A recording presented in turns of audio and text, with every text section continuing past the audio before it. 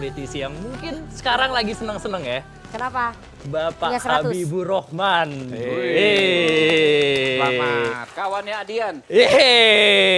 Bapak Habibur, awalnya jujur saya takut untuk tampil di hadapan Abang Habibur Rahman ini. Karena abang ini terkenal politisi yang suka lapor-lapor. Siapa yang dilaporin?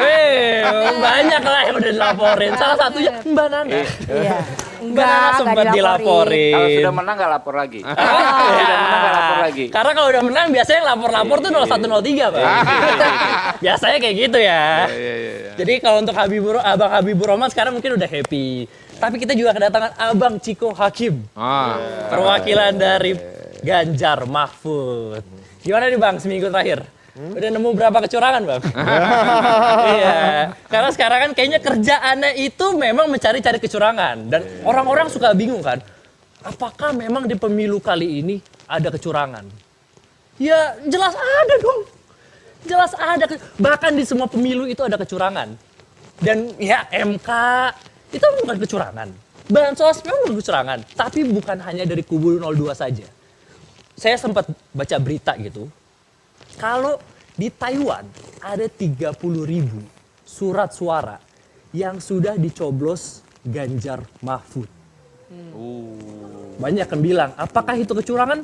Menurut saya enggak. Menurut saya enggak, karena nggak mungkin udah curang suaranya masih di bawah 20%. Nggak mungkin. Nggak mungkin. Maksudnya kalau curang tuh minimal 60%. Itu baru.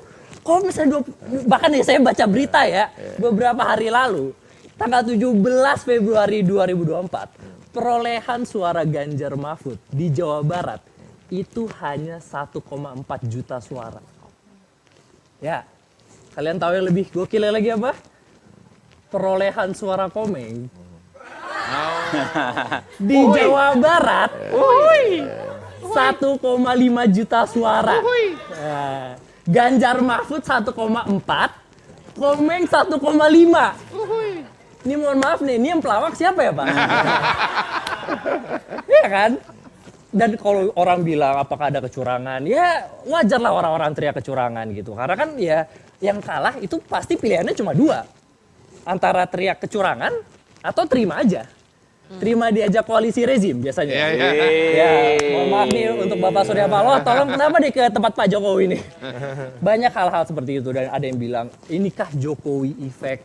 Awalnya saya melihat Prabowo Gibran, ya mungkin ini adalah Jokowi effect. Karena setelah dibantu sama Pak Jokowi, ternyata bisa berhasil menang satu putaran. Tapi setelah saya melihat PSI, tegak lurus bersama Pak Jokowi, perolehan suaranya hanya 2%.